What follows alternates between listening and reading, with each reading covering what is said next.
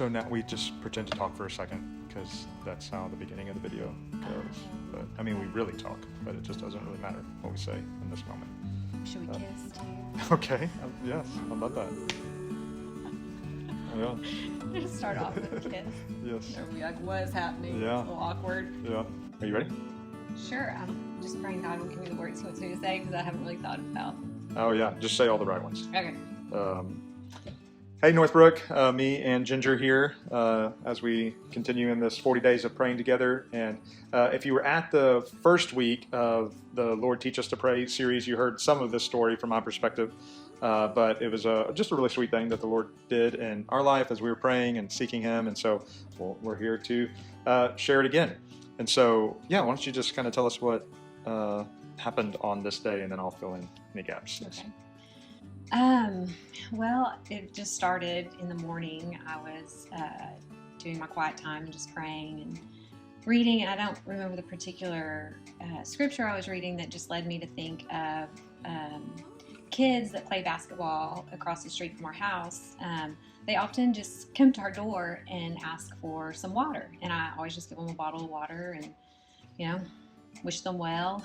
And but I always tied that to they knew Aaron because Aaron used to play basketball over there with them and build relationships when the church first started. And so I just assumed that they tied our house to Aaron and they felt comfortable coming here to ask for water.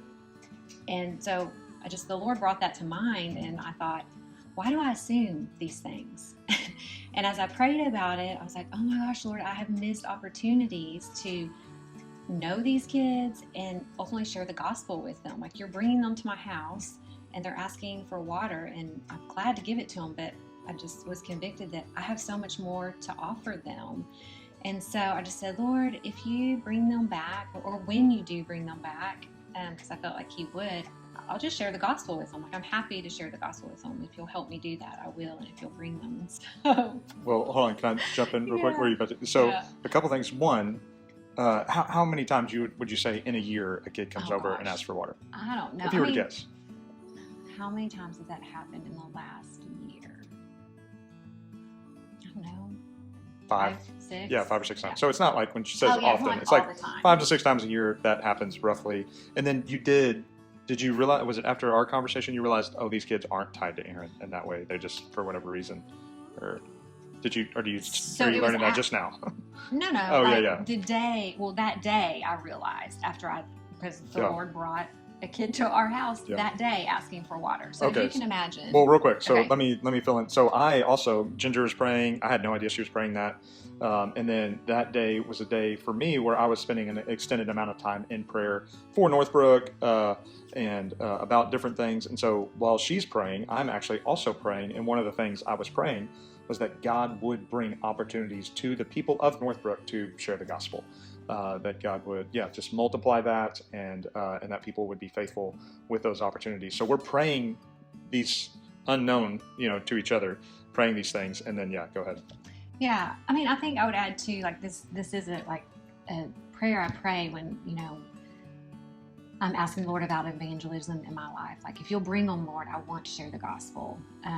But often in those moments, it doesn't happen. Like, it doesn't come to the forefront of my mind. And so I pray for people, randomly that I meet or at the store or whatever, in my mind, just praying for them, whatever the Lord brings to mind. But often when it seems, I guess I felt convicted, like I need to be obedient to go further than that morning, if that makes sense. Sure.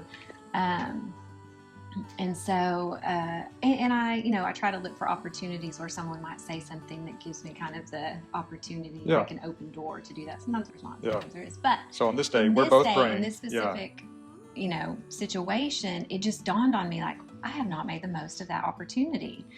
And so, like I said, I just said, Lord, when you bring them back, help me share the gospel, bring that to the forefront of my mind and help me do that. So several hours later, around dinner time, the doorbell rings and there's a kid asking for water. Yeah. So if you can imagine, I think probably when I answered the door and he said, oh yeah, can I have some water? My eyes probably like bugged out. Like, are you serious? Yeah. And then there was just like this excitement about it too. Well, you forgot to mention, a kid's face came to mind while you were praying that. Sure. And it was literally this kid that came to our door. This kid had, Yeah. I don't remember the timeline, Yeah. but he was in my mind because he was one that recently had come and asked for water. So I was like, oh my gosh! As he was like, hey, can I have some water? Like in my mind, I'm thinking, I'm about to share the gospel. Yeah. So I'm like, yeah, let me get you some water. And I'm getting water. I'm just like praying, like, okay, Lord, this is gonna be awkward. And we had some friends over actually eating dinner with us, and Jake, and they were in the kitchen. I was like, y'all pray for me. I'm about to share the gospel, because they didn't know I had been praying that that morning. And so I just went to the door and talked to him for a minute, asked him his name, did a little bit of, back and forth. And then I was just really honest with him. And I was like, I just have to share this with you. Like, I was praying this morning, and you came to mind, and I told the Lord, like, if you bring him to our house asking for water, I will share the gospel. And so it kind of makes me cry, because it was just such a clear opportunity that God wanted me to walk in and practice that muscle of sharing the gospel when it feels really awkward.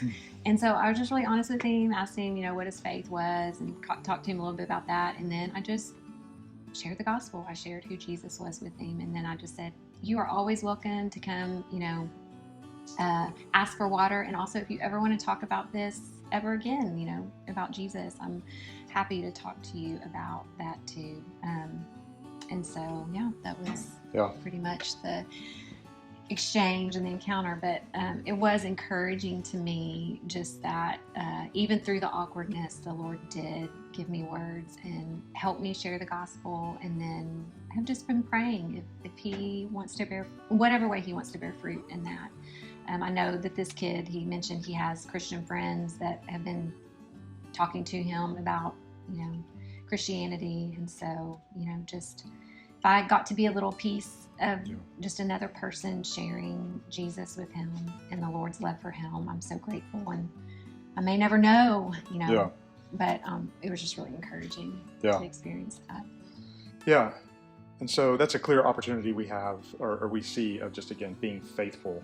And so two things, just being faithful to pray and faithful to share. And so I'm just going to kind of ground that story in Colossians 4:2-6 for us, and then you can pray these same things. So Paul says, continue steadfastly in prayer, being watchful in it with thanksgiving. At the same time, pray also for us, that God may open to us a door for the word to declare the mystery of Christ, on account to which I am in prison, that I may make it clear which is how I ought to speak. Walk in wisdom toward outsiders, making the best use of the time. Let your speech always be gracious, seasoned with salt, so that you may know how you ought to answer each person.